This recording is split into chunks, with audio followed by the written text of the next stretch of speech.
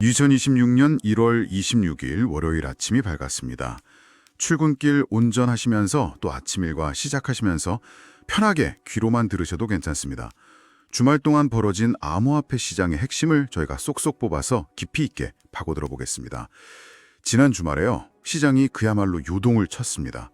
겉으로 보면 그냥 가격이 또 떨어졌네 할 수 있지만 그 속을 들여다보면요. 전혀 다른 두 가지 이야기가 동시에 펼쳐지고 있더라고요. 맞습니다. 하나는 이제 공포에 휩싸인 단기 트레이딩 시장의 이야기고요. 그리고 다른 하나는 바로 여기 한국에서 아주 조용하지만 거대하게 진행되고 있는 장기적인 제도권 편입의 이야기입니다. 오늘 저희는 이 두 가지 상반된 흐름이 어떻게 충돌하고 또 연결되는지 그 맥락을 짚어보는 데 집중하려고 합니다. 네, 좋습니다. 그래서 오늘 저희가 다룰 큰 그림을 먼저 좀 소개해 드릴게요. 우선 주말 시장을 강타했던 급락, 그 원인과 규모를 저희가 자세히 살펴볼 거고요. 투자 심리가 얼마나 얼어붙었는지도 들여다보겠습니다. 그리고 비트코인, 또 주요 알트코인들이 현재 어떤 중요한 기술적 기로에 서 있는지도 분석해 봐야겠죠. 그렇죠. 그 다음에 정말 흥미로운 지점입니다. 이 혼란 속에서 한국의 거대 금융사죠. 미래에셋이 어떤 담대한 계획을 준비하고 있는지 그 장기적인 야망을 파헤쳐보겠습니다. 이 부분이 정말 중요하죠. 마지막으로 이런 거시적인 움직임과는 또 별개로요.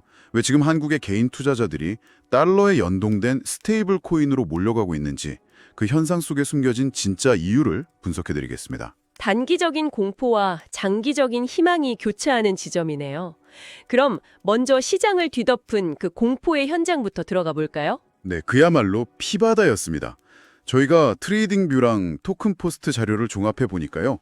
주말 사이에 비트코인이 88,000달러 선을 그냥 허무하게 내주면서 급락했어요. 네. 근데 정말 충격적인 건 그 속도랑 규모였어요.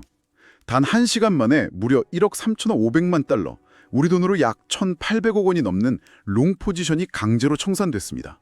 이건 그냥 가격이 내린 거랑은 좀 차원이 다른 이야기죠. 그럼요.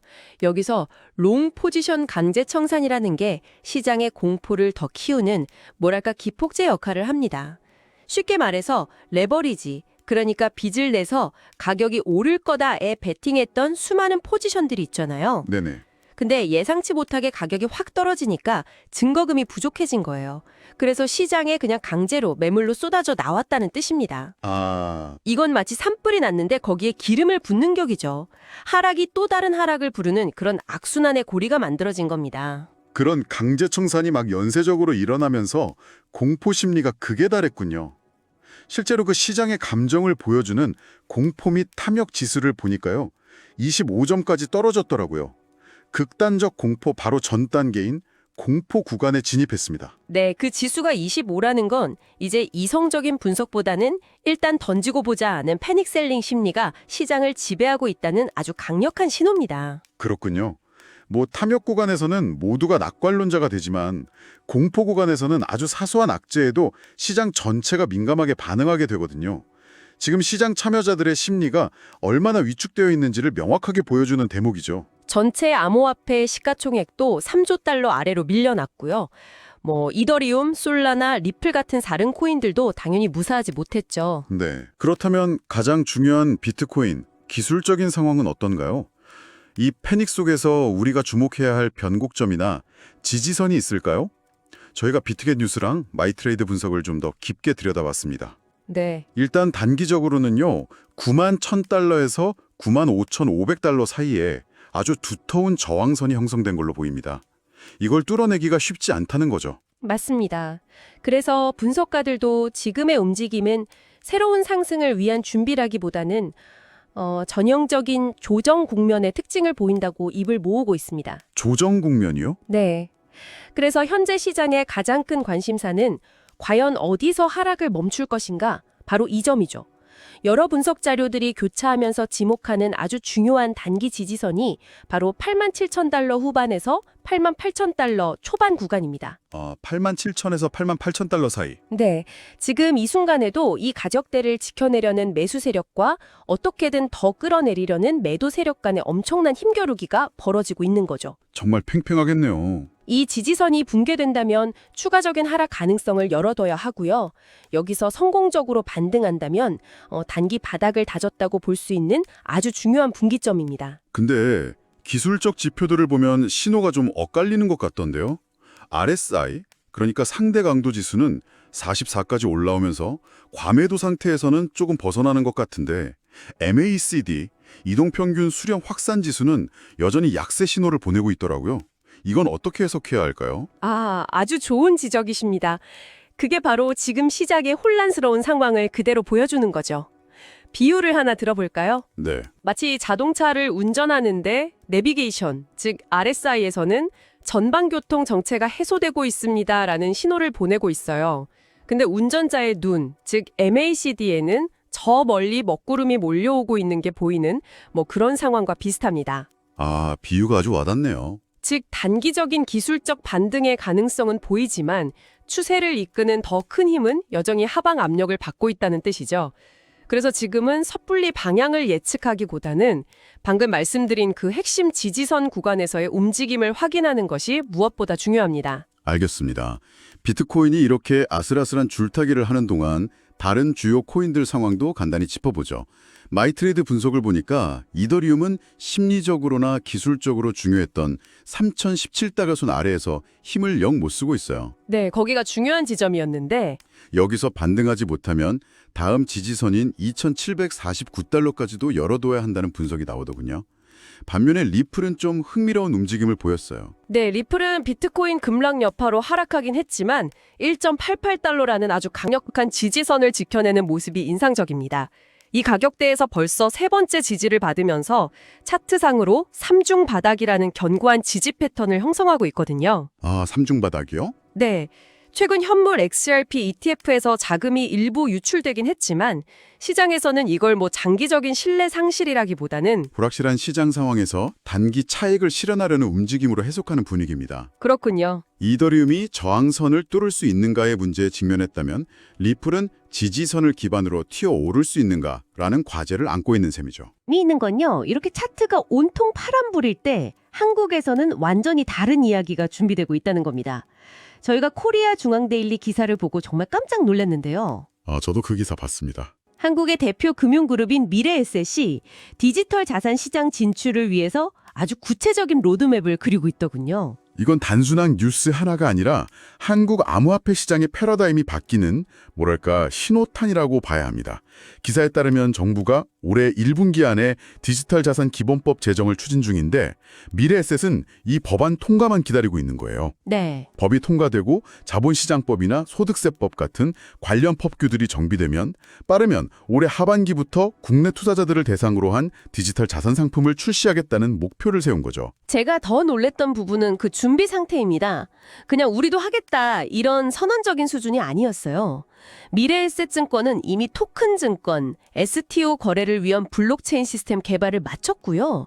여러 디지털 자산을 한 곳에 모을 수 있는 통합 디지털 지갑까지 개발을 완료한 상태라고 합니다. 그렇죠.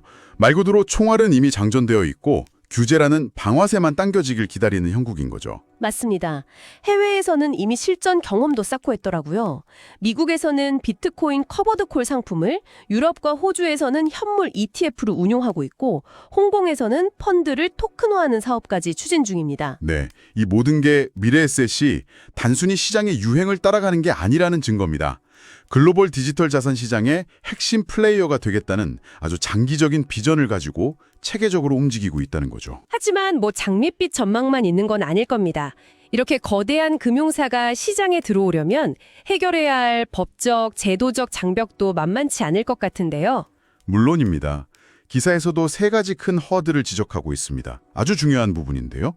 첫째, 비트코인을 ETF의 기초자산으로 공식 인정하는 절차가 필요합니다. 법적으로요? 네, 현재 자본시장법은 주식이나 채권 같은 전통자산을 중심으로 되어 있어서 비트코인을 여기에 포함시키려면 금융당국의 명확한 유권 해석이나 시행령 개정이 반드시 뒤따라야 합니다. 두 번째는 커스터디, 즉 수탕원제겠네요.